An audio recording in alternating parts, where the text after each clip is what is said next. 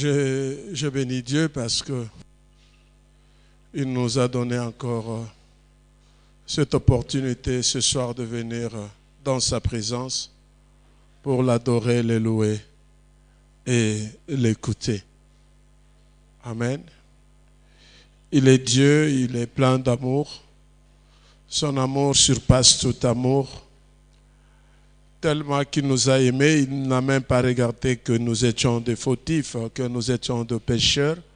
Pendant que nous péchions encore, son Fils Jésus-Christ est mort pour que nous puissions être sauvés. Amen. Acclamons Jésus.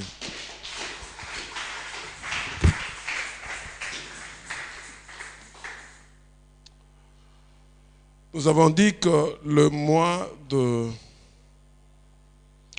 d'août, c'est le mois où nous allons pratiquer la charité, ou le mois de la charité.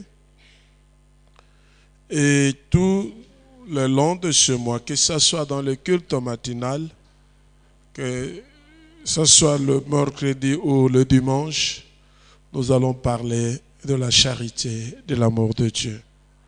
Amen. Prions.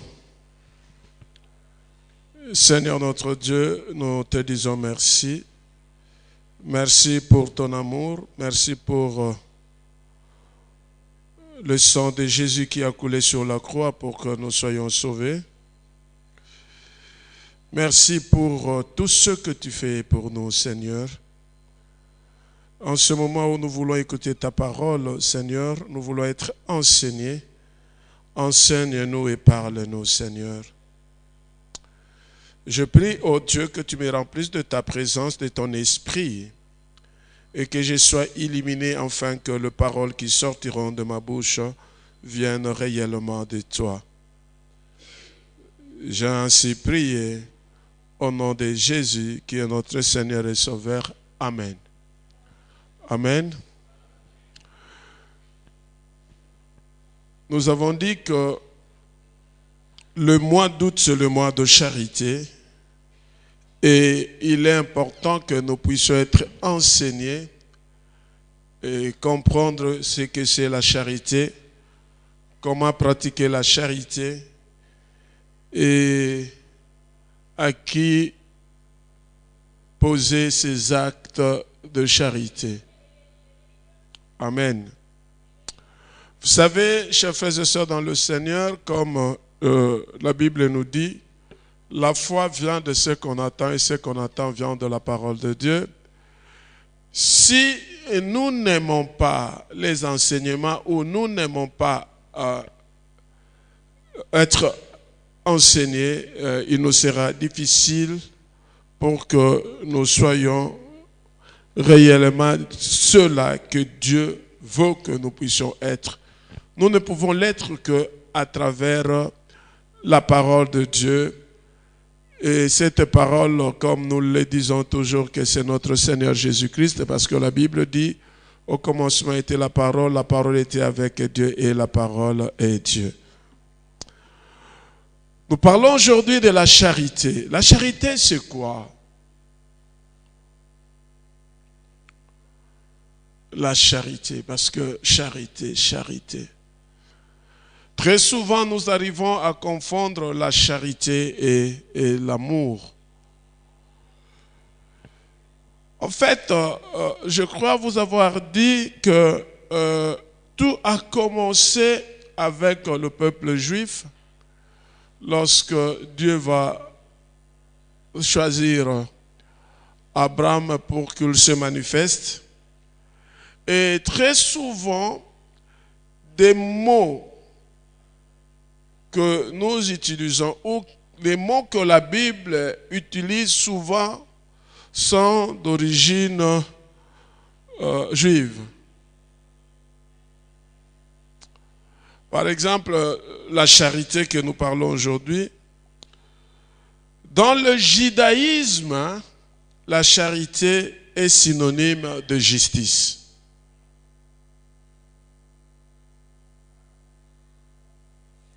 Pour ceux qui sont dans le judaïsme. la charité est synonyme de justice. Et cela, c'est selon le commandement divin. Vous comprenez, lorsque je parle de commandement divin, c'est un commandement qui vient de Dieu et qui s'inscrit dans le principe de la tzedak. Tzedak, en fait, c'est quoi? C'est un principe religieux de l'aumône. C'est en hébreu. Donc, lorsque nous parlons de charité, selon les Juifs qui sont dans le judaïsme, c'est la justice et c'est la pratique du principe de l'aumône. Amen. Vous vous rappelez, un jour, je crois que c'était Jacques et Jean, je crois, qui étaient devant l'église où il y avait cet homme paralytique qui demandait l'aumône. Et ils vont dire à ces paralytiques, Jean va dire que je n'ai ni argent ni or, mais ce que j'ai, je te le donne au nom de Jésus, lève-toi. Donc vous comprenez que dans le principe même de la divinité de Dieu, il faut donner. Amen. J'aime bien cette partie parce que je me rappelle lorsque nous étions encore à l'Écodim, à l'église catholique, là, on chantait une chanson-là. Je n'ai ni argent ni or, mais c'est que je te le donne. Au nom de Jésus, lève-toi et marche. Jésus te guérit, te pardonne. Qui connaît cette chanson? Ah, vous savez que Maman Sousa doit connaître ça. Amen. Donc, c'était des chansons qu'on chantait. Là, j'étais encore à l'école primaire, vraiment à l'Écodim. Au collège Imar à Lubumbashi, nous chantions cette chanson. Et j'aimais beaucoup cette chanson. Alors, il y avait aussi une autre chanson qu'on chantait, là, les paroles, je ne sais pas, j'ai déjà oublié, mais j'aimais bien parce qu'il y avait deux groupes, d'un côté les filles, de l'autre côté les garçons. Alors, lorsque les filles, c'était une chanson où il y avait des questions-réponses. Mais voici, Seigneur, Seigneur, mais voici comme un enfant qui marchait sur la route, les mains à l'heure. Et les cheveux, je crois, et les cheveux au vent. Alléluia. Ça, ce sont vraiment des chansons qu'on chantait lorsqu'on était tout petit à l'école primaire. Et c'est la chanson-là de « Je n'ai ni argent ni or » qui est restée vraiment gravée à moi. Alors, là, nous venons de le dire selon la religion judaïque, ou ceux qui sont dans le judaïsme, la charité est synonyme de justice. Et cela, selon le commandement divin, et s'inscrit dans le principe de Tzedak, qui veut dire principe religieux de l'aumône. Donc, Tzedak, c'est en hébreu. Amen. Alors, c'est quoi la charité selon la Bible? C'est là le problème. C'est quoi la charité selon la Bible? Très souvent, on parle des actes de charité. On parle de charité. On parle de l'amour. La charité, c'est quoi? Selon la théologie chrétienne, la charité désigne l'amour de l'homme pour Dieu. Premièrement, l'amour de l'homme pour Dieu. L'amour de l'homme pour lui-même. Alléluia. Et dans l'amour du prochain comme créateur ou créature de Dieu. Amen. La charité désigne l'amour de l'homme pour Dieu. L'amour que tu as vis-à-vis de Dieu vient de la charité. L'amour que tu as vis-à-vis de toi-même vient de la charité. L'amour que tu as vis-à-vis de ton prochain qui est une créature de Dieu. Donc, lorsque tu regardes ton voisin, tu regardes le prochain, tu vois en lui une créature de Dieu. Donc là, nous voyons, dans la charité, il y a trois choses ou trois sortes d'amour. L'amour pour Dieu, l'amour pour soi-même et l'amour pour ton prochain comme créature. Alors, là, nous sommes en train de définir, d'expliquer ce que c'est la charité selon la Bible. La charité est en outre définie comme l'une des trois vertus théologales. Théologale, c'est quoi?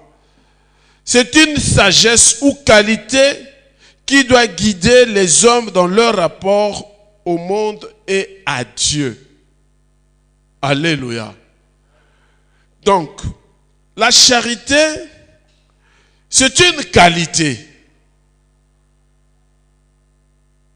qui doit te guider dans ton rapport au monde ou dans le monde et à Dieu. Évidemment, lorsque nous parlons le monde, nous voyons l'entourage. Alléluia. L'entourage est Dieu. Donc, la charité est une qualité. Amen. On parle de vertu. J'ai cherché parce que je me suis dit vertu. Peut-être j'ai cherché. Et la vertu, par définition, c'est la sagesse ou une qualité. Donc, si tu as la charité, tu as une qualité exceptionnelle qui te permet de pouvoir vivre avec ton entourage et avec Dieu. Et à côté de la charité dans le principe de vertu théologale, nous avons aussi la foi et l'espérance. Ce sont les trois là qui constituent ce principe théologal que je parle, où j'explique dans le sens de qualité.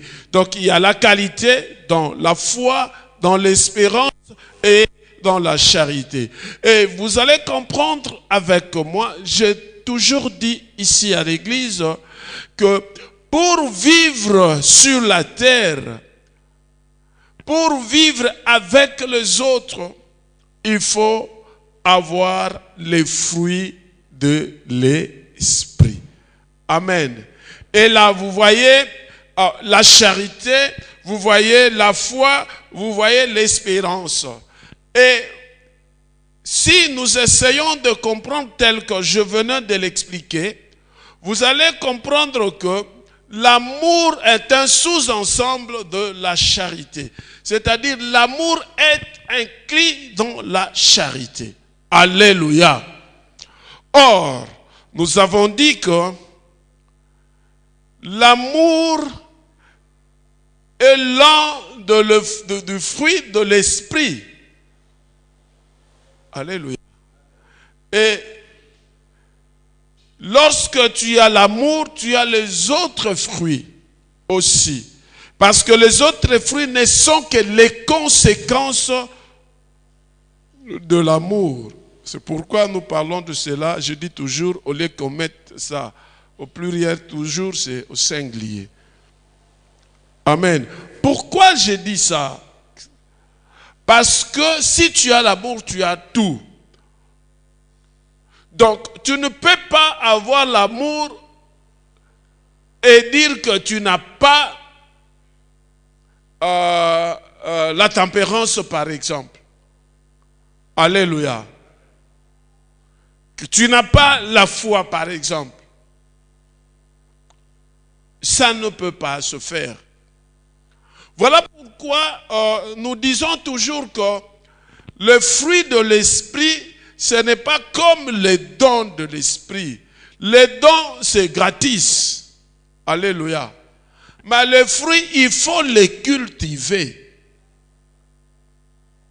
Donc, nous devons faire un effort pour que nous puissions avoir en nous cette qualité de pouvoir pratiquer la charité vis-à-vis de Dieu, vis-à-vis de toi-même et vis-à-vis du prochain.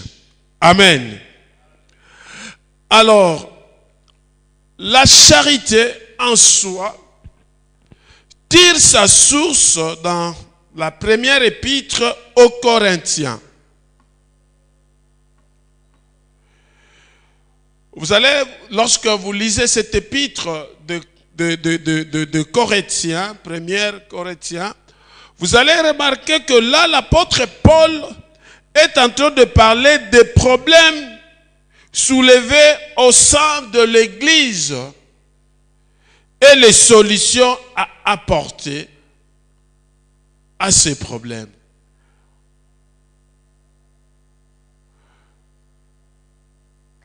L'église de Corinthe, par le passé, c'était des églises de ville, comme nous sommes ici à Mama Mobutu, l'église de Mama Mobutu. Et dans le quartier, il y a des problèmes. Et l'apôtre Paul va leur écrire par rapport aux problèmes qu'ils avaient, comment trouver des solutions à ces problèmes. Alléluia. Comment trouver des solutions à des problèmes.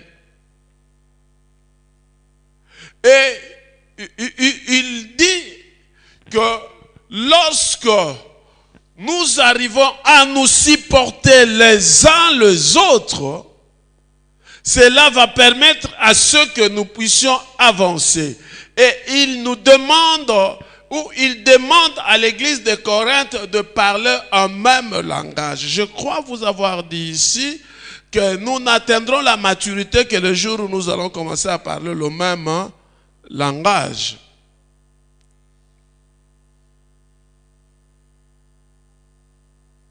C'est ça un peu l'explication de la charité.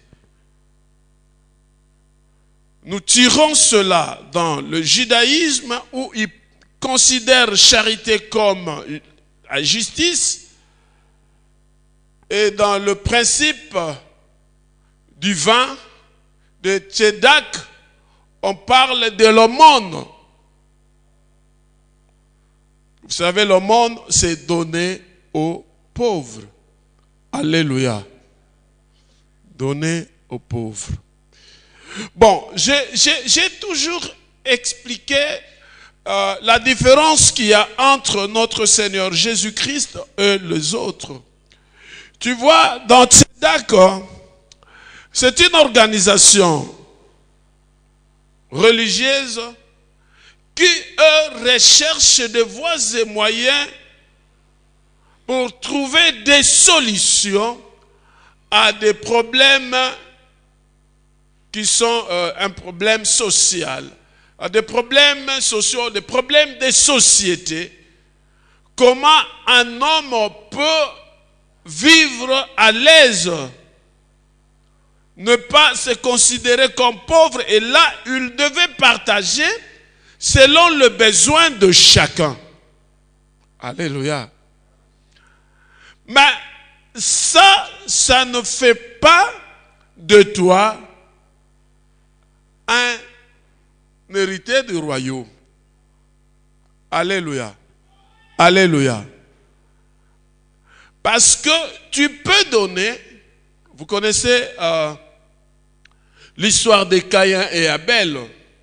Tous deux, ils ont donné à Dieu. Ben, il y a d'autres qui disent que parce que Caïn avait donné les fruits de légumes, tout ça, et Abel avait donné un animal comme Dieu aime le sang, voilà pourquoi. Non, la Bible dit que Caïn avait un cœur mauvais, raison pour laquelle Dieu n'avait pas agréé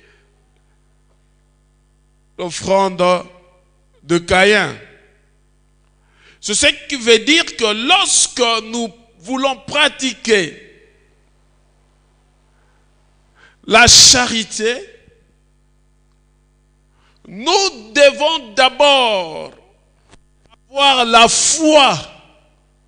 Et la foi, nous l'avons acquis en Jésus-Christ. Je dis ici, moi je lis toujours la foi à la confiance. Alléluia. Et pour placer confiance à quelqu'un, il faut le connaître.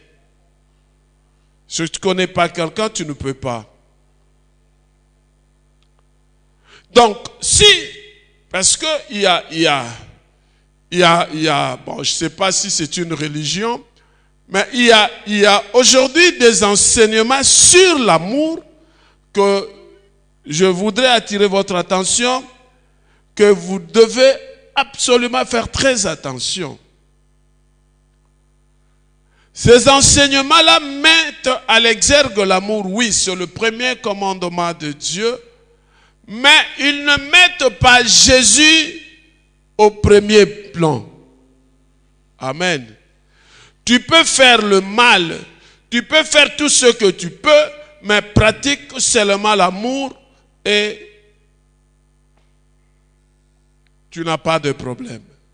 Moi, je voudrais te dire aujourd'hui, tu ne peux pas pratiquer l'amour sans pour autant que tu connaisses le vrai amour de Dieu.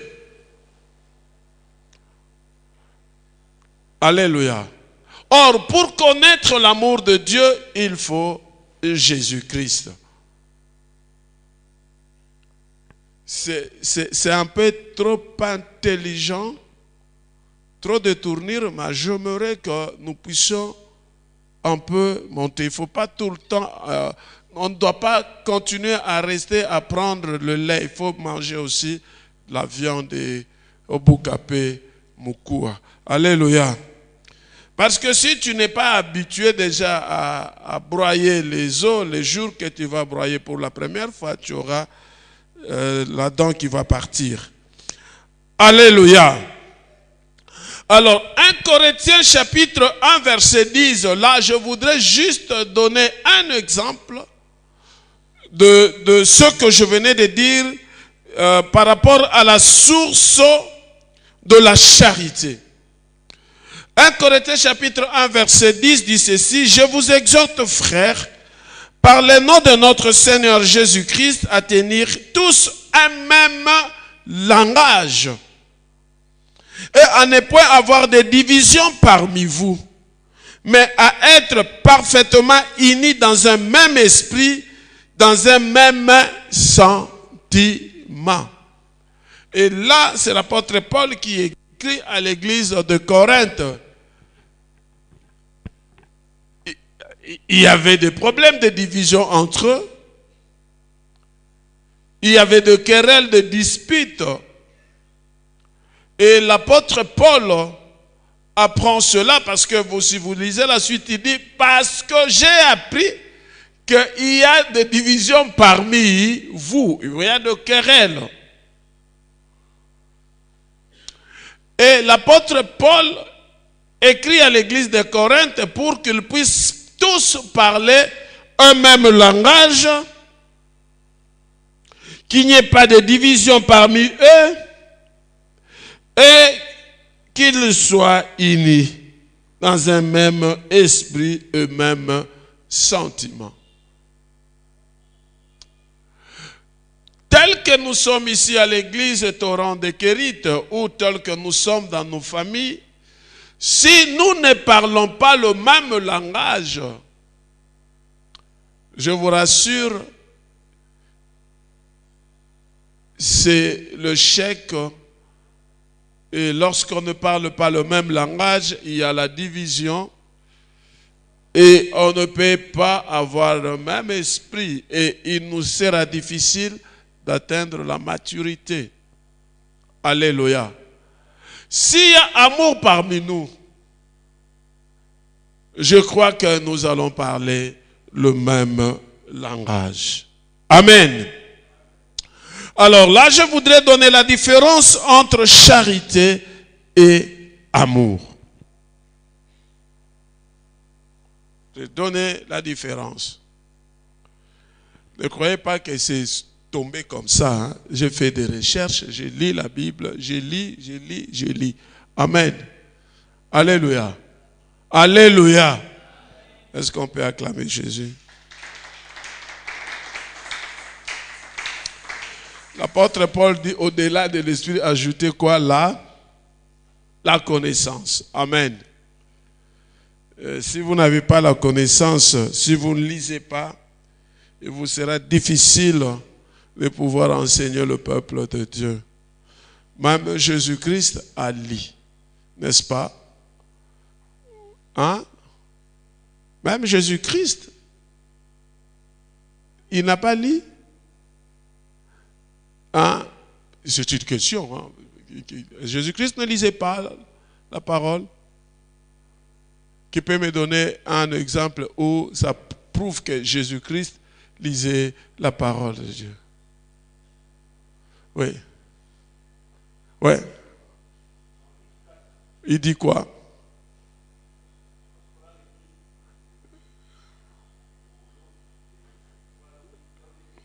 Tu n'as pas la Bible avec toi.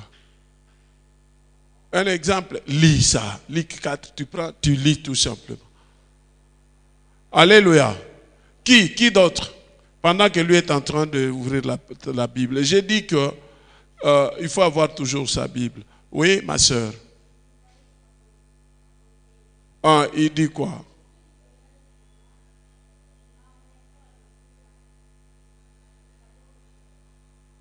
Ouais, ben vous voyez ça. Lui, il a dit ça dans le Nouveau Testament. Hein? Il a dit ça dans le Nouveau Testament. Mais c'était une prophétie qui a été déjà dite dans Ésaïe. Qui peut me lire ça dans le Nouveau Testament? Alléluia. Bon, Jésus-Christ lisait. Amen. Je crois que nous sommes. Vous êtes d'accord avec moi? Lorsque Jésus avait dit ça, c'était dans le Nouveau Testament, ce n'était pas dans l'Ancien Testament. Hein?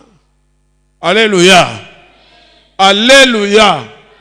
Voilà pourquoi il faut lire. Je vous exhorte à lire. Je me rappelle, il y a longtemps, quand nous avons commencé à servir Dieu au début, là, vers les années 93, là, moi, j'avais l'habitude de préparer toujours le message. Et un jour, on me critique, on dit, ah mais lui, il prépare toujours le message. À un moment donné, on a dit, ben, il a un démon d'intelligence. Ah! Alléluia.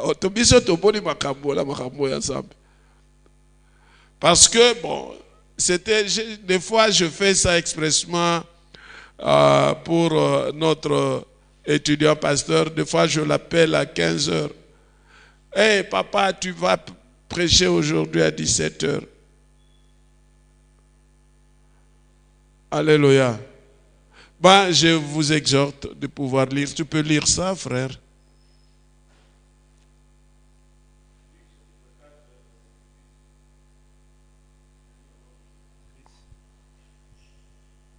Luc chapitre 4, verset 18. L'Esprit du Seigneur est sur moi, car il m'a oint pour annoncer la bonne nouvelle aux pauvres. Il m'a envoyé pour annoncer aux captifs la délivrance, aux aveugles le recouvrement de vie. Amen. Pour apporter... Amen. Amen. Merci. C'est ça. Amen. Il y a encore un autre cas où Jésus-Christ a dit, pour prouver oui, le micro à maman Suzanne, c'est ça, très bien. Il y a un autre cas. Dans le désert, lorsque Jésus avant de commencer son ministère, il a été tenté Et à toutes les fois que le diable lui disait « fais ceci », lui disait « il est écrit ». Il est écrit. Donc il a lu. Et lui-même, je ne sais pas, lui-même est la parole. Et il fait sortir cette parole où il a lu, je ne sais pas, alors je me pose la question. Il a lu. Alléluia. Vous devez savoir qu'en Jésus-Christ, il y avait la divinité. Il était pleinement homme et pleinement Dieu. Amen. Amen. Il n'était pas à moitié homme. Et il y a encore un autre cas où il a parlé, où il a parlé de Jonas. Alléluia. Ça prouve à suffisance qu'il lisait la parole. Quand bien même il était Dieu, il le connaissait, mais il lisait la parole. Parce que vous devez savoir que Jésus-Christ est venu sur la terre pour nous apprendre. Amen. Hein? Il est venu pour nous apprendre. Il dit dans sa prière qu'on connaisse toi le seul vrai Dieu et Jésus-Christ, c'est lui que tu as envoyé. Alléluia. Alors, différence entre charité et amour.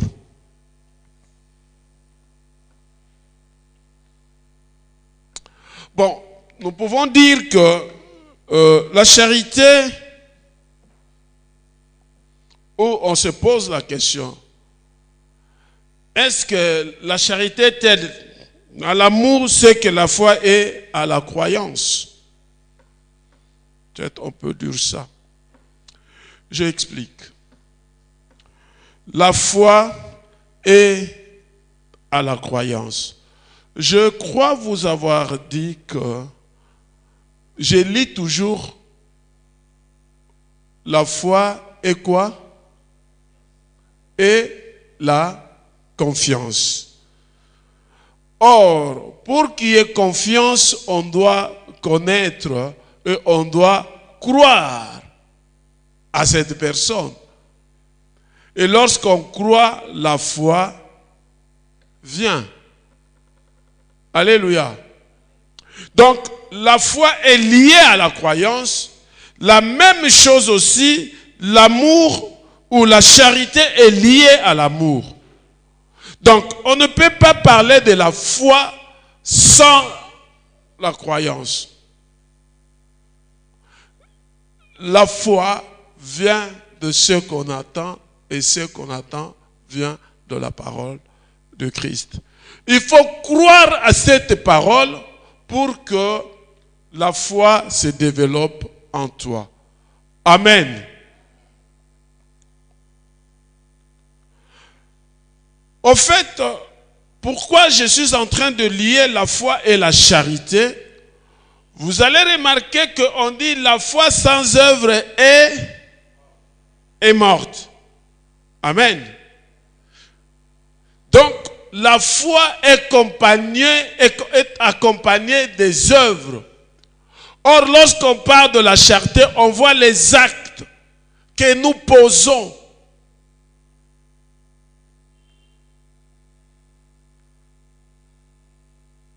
Oh.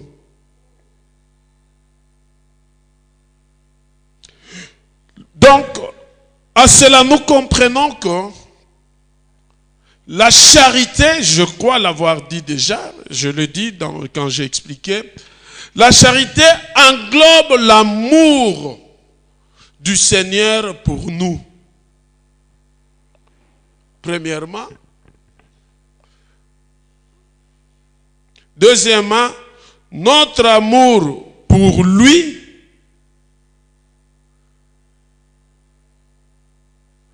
Et notre amour pour les autres.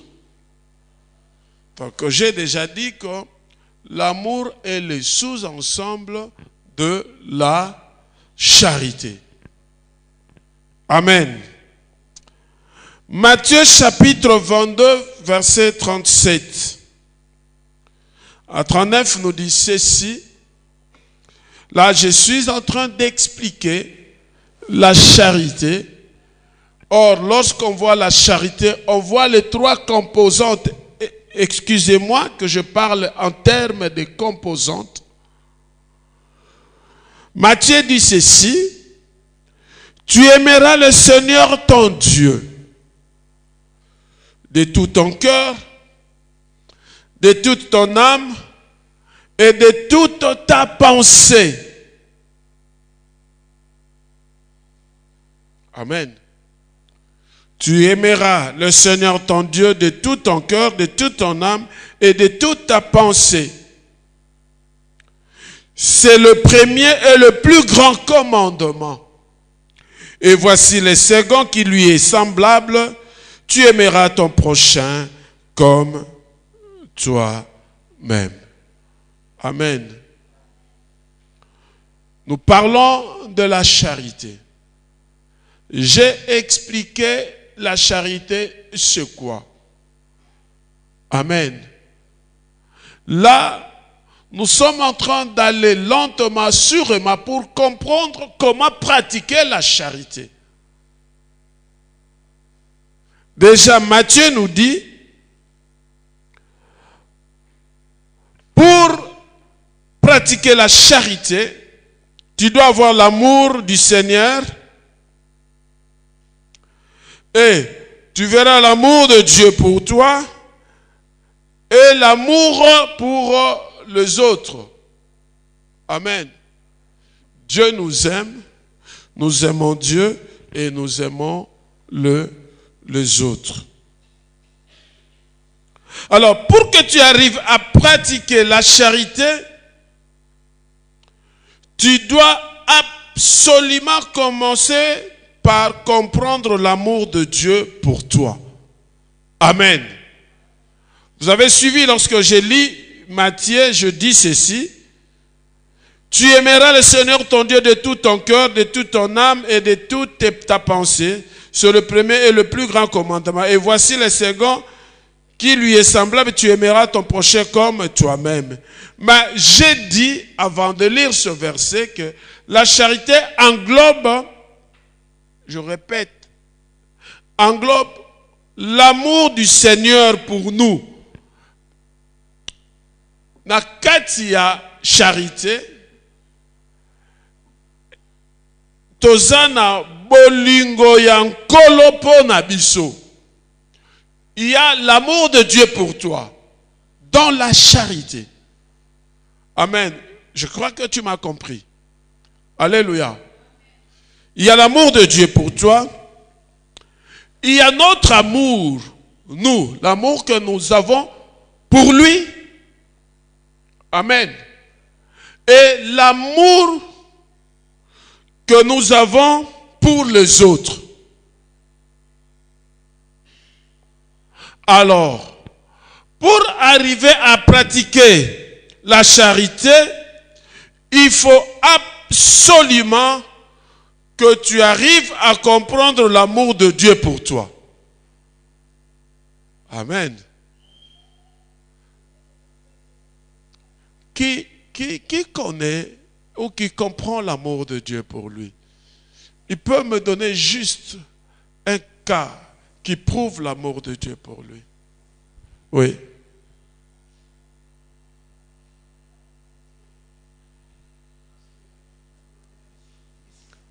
Très bien. Alléluia. Car Dieu a tant aimé le monde, il a donné son Fils. Jean chapitre 3, verset 16. Là, nous entrons dans le principe de l'amour de Dieu vis-à-vis de nous. Comment Dieu démontre son amour envers nous. Alléluia.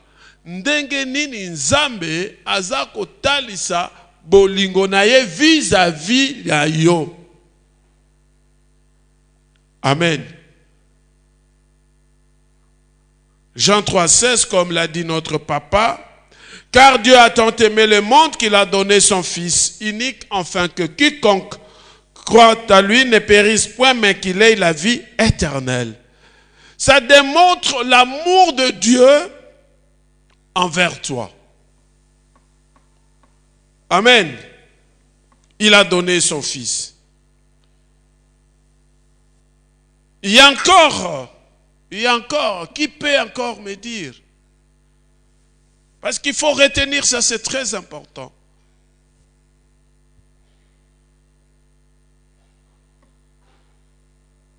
Qui peut encore me dire un autre exemple dans la Bible qui démontre l'amour de Dieu vis-à-vis de nous?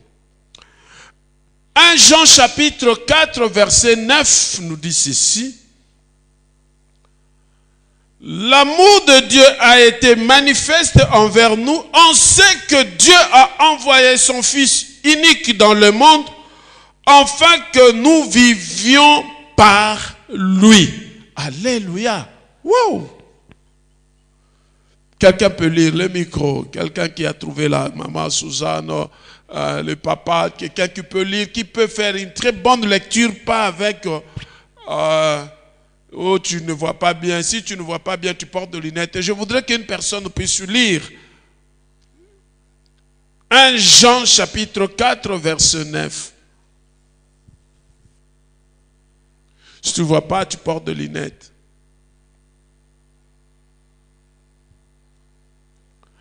Voici comment Dieu a démontré qu'il nous aime. Amen.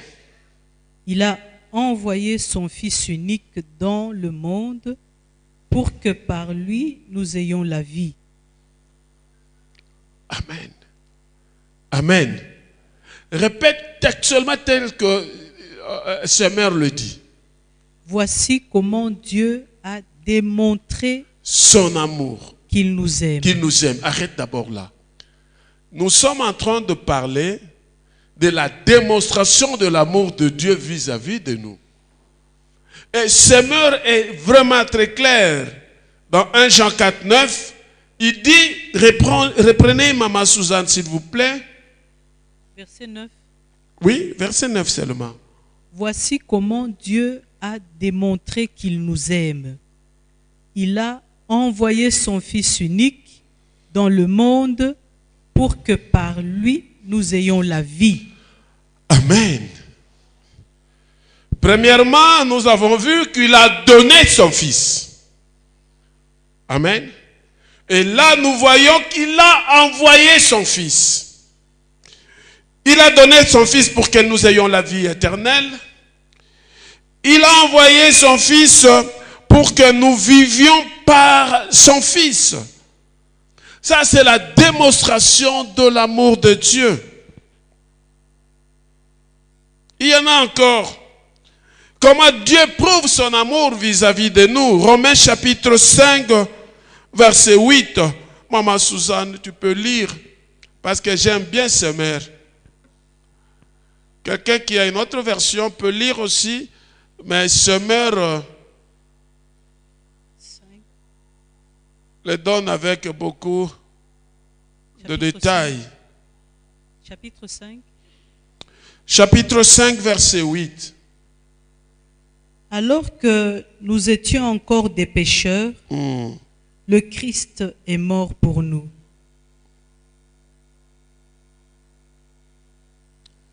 Amen. Amen. Mais dans ma version, c'est un peu là maintenant. Version écoute dans ma version. Mais Dieu prouve son amour envers nous en ce que lorsque nous étions encore de pécheurs, Christ est mort pour nous. Amen. Il sacrifie son Fils. C'est ça la démonstration de l'amour de Dieu. Il sacrifie son Fils pour nous. Mais pendant que nous étions encore de pécheurs, en cela, qu'est-ce que je voulais dire? Je voudrais dire que l'amour de Dieu vis-à-vis de toi ne dépend pas de ce que toi tu fais pour Dieu. Amen. Amen. C'est la grâce.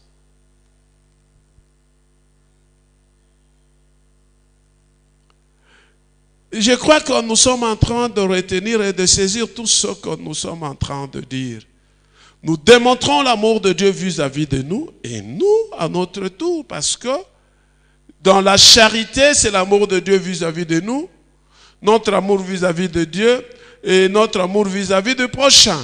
Et là, nous avons vu que Dieu a donné, Dieu a envoyé, Dieu a donné son Fils comme sacrifice. Et il a donné son Fils comme sacrifice, et non parce que nous avons de bonnes œuvres ou nous avons posé des actes qui honorent Dieu, des actes où Dieu est élevé. Non. Étant pécheur, Dieu sacrifie son Fils pour toi. Quel amour! Est-ce que nous pouvons pratiquer cet amour d'agapé, où nous n'allons pas attendre seulement à ce qu'on nous donne, ou je peux donner seulement à celui qui me donne?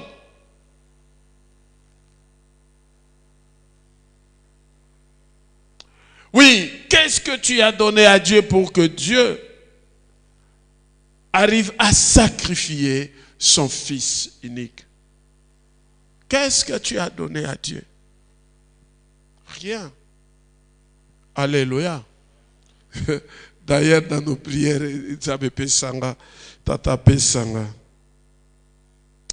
donc l'amour de Dieu n'est pas le résultat des bonnes œuvres, mais une grâce, pure grâce. 1 Jean chapitre 4 verset 10 dit ceci. Maman Suzanne, tu cherches, moi je vais prier, lire ici et puis tu vas lire là-bas. Et cet amour consiste non point à ce que nous avons aimé Dieu, mais en ce qu'il nous a aimés et a envoyé son Fils comme victime expiatoire pour nos péchés. Alléluia. Acclamons le Seigneur.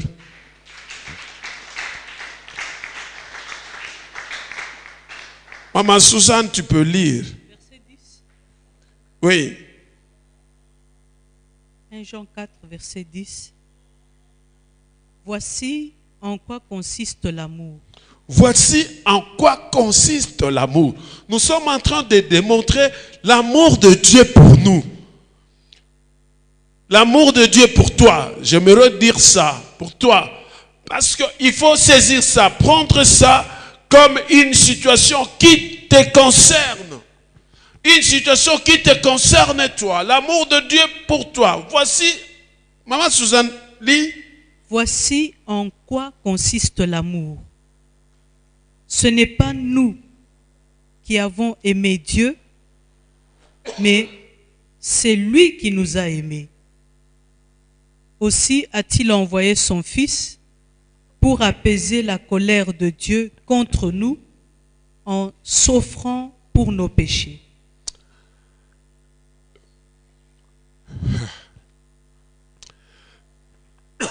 Est-ce que vous pouvez comprendre ça? Tu te fâches contre ton fils. Tu te fâches contre quelqu'un.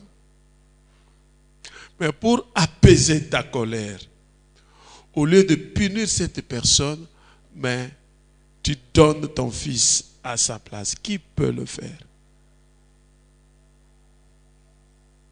Alléluia. Pour apaiser sa colère, il a donné son fils. Et ce fils est donné, il a été donné pour mourir. Pas pour vivre, mais pour mourir. Ici, comme victime expiatoire, Christ est victime de ton état qui a amené Dieu à la colère. Mais l'amour de Dieu manifesté, il dit non, il donne Christ.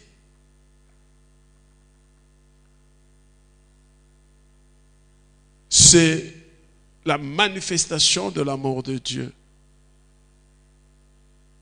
Comment Dieu manifeste son amour vis-à-vis de moi. Tout ce verset, ça te permet de comprendre que Dieu t'aime. À moins À moins vraiment que tu ne croies pas à la parole de Dieu. Or, si tu ne crois pas à la parole de Dieu, tu ne peux pas avoir la foi en Jésus-Christ, donc tu ne crois pas en Jésus-Christ. Alléluia. Alors, pourquoi pratiquer la charité? Pourquoi? Nous avons démontré comment Dieu nous aime. Nous avons démontré l'amour de Dieu envers nous. Il a envoyé son Fils, il a donné son Fils, il a sacrifié son Fils. Il a victimisé son Fils. Alléluia. Maintenant, nous, pourquoi devons-nous pratiquer la charité? J'avais dit que la charité est une vertu ou qualité. J'aime bien parler en termes de qualité ou sagesse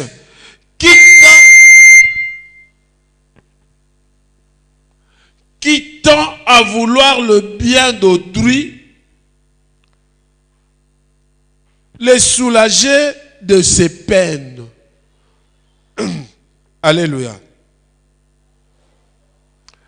Donc, lorsque nous voulons pratiquer la charité en comparant à ce que nous venons de dire par rapport à la démonstration de l'amour de Dieu vis-à-vis de nous, nous comprenons que Dieu a voulu que nous soyons en paix. N'est-ce pas ça? N'est-ce pas ça? Nous avons compris que Dieu a voulu ou veut que nous ayons la vie.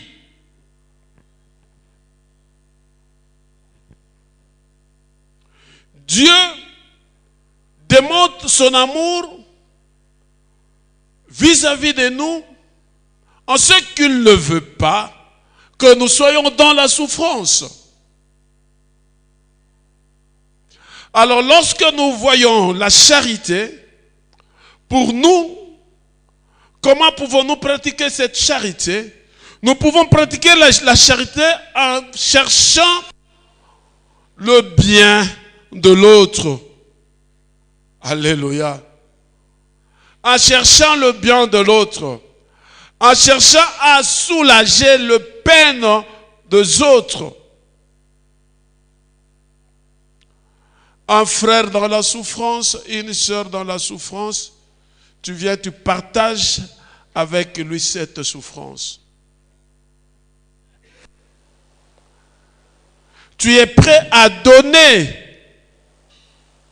à un frère ou à une sœur qui passe des moments difficiles pour que cette sœur ou ce frère puisse être soulagé.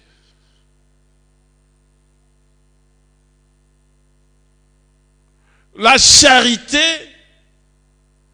nous l'avons dit, selon les Juifs, c'est la justice et c'est la pratique religieuse de l'aumône.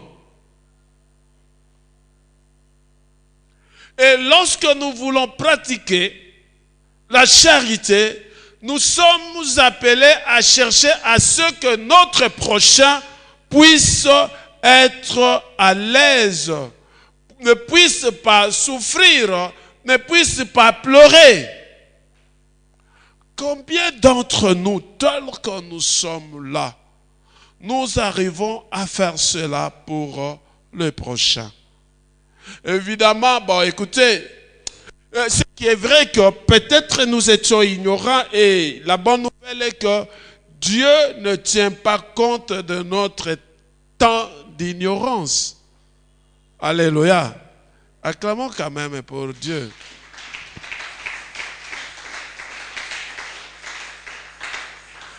Peut-être nous ne l'avons pas fait parce qu'on n'avait pas compris cela comme tel.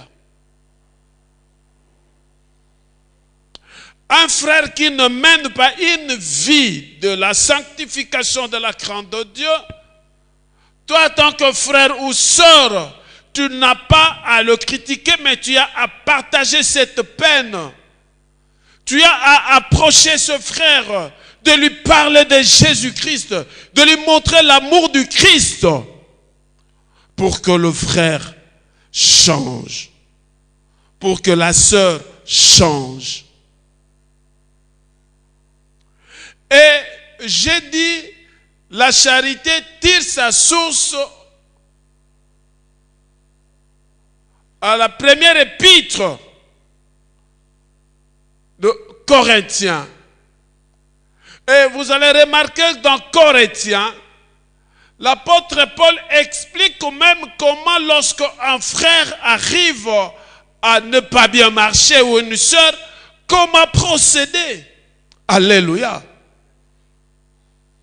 Ou même si tu as un problème avec un frère, comment procéder. Ça, ce sont des actes de la charité.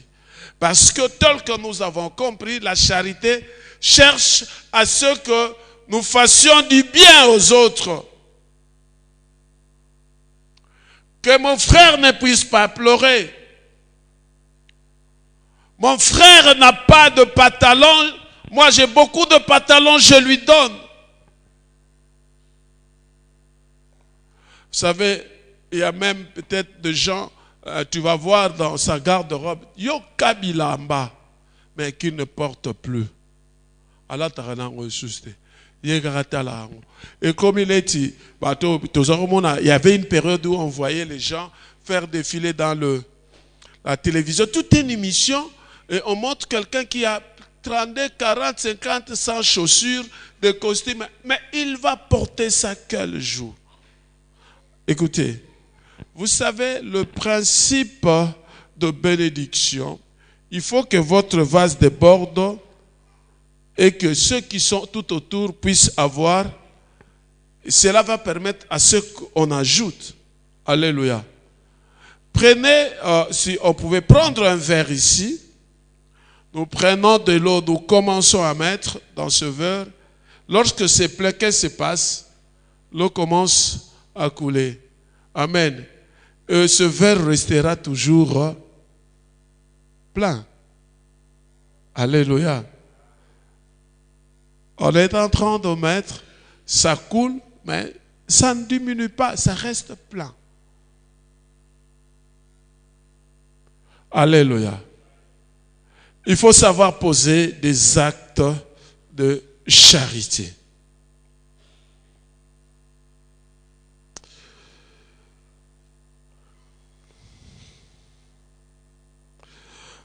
La charité, le mot vient du latin.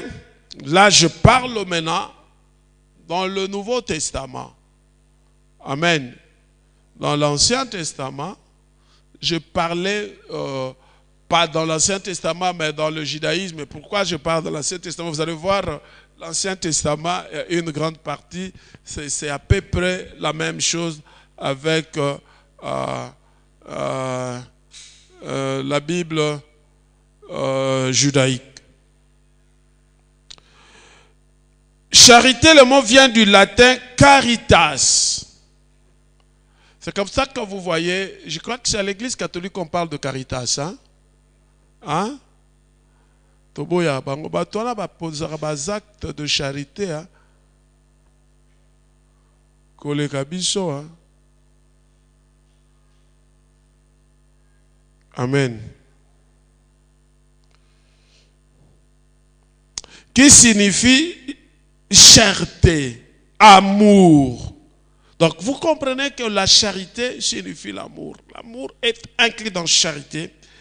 Faire la charité signifie donc se comporter de manière bienfaisante. Amen. Notamment à donner aussi tout ce que tu peux donner. L'argent, habits, assiettes, tout ce que tu peux donner aux autres.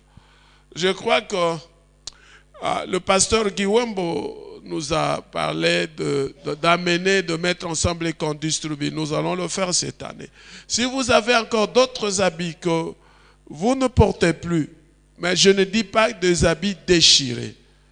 Tu étais mince, si tu as pris du poids, ça ne te convient plus. Amen.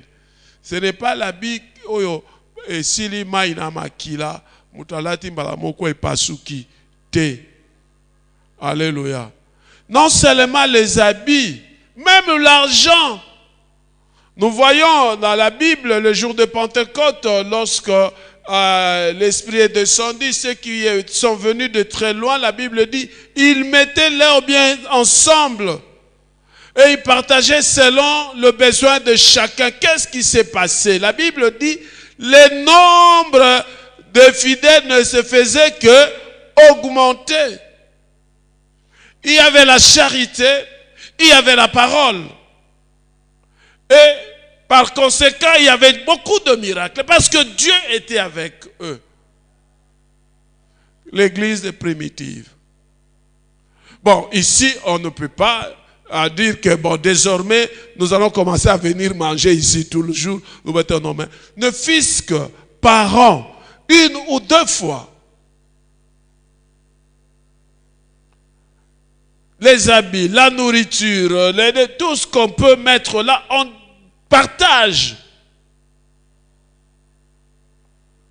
Raison pour laquelle j'aime bien chaque année qu'on fasse l'agapé. Mais agapé en opé, pour nous payer ça. Pas nous payer ça. C'est le mois plutôt de la charité.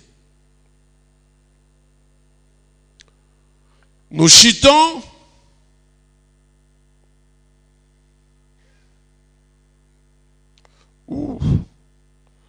Alléluia. Pour aujourd'hui, on s'arrête là. Nous ne chitons pas parce qu'il y a encore des choses, il y a des principes que nous devons connaître, des choses que nous devons vivre pour que réellement nous soyons des hommes et des femmes qui posent des actes de charité. Que Dieu bénisse cet enseignement.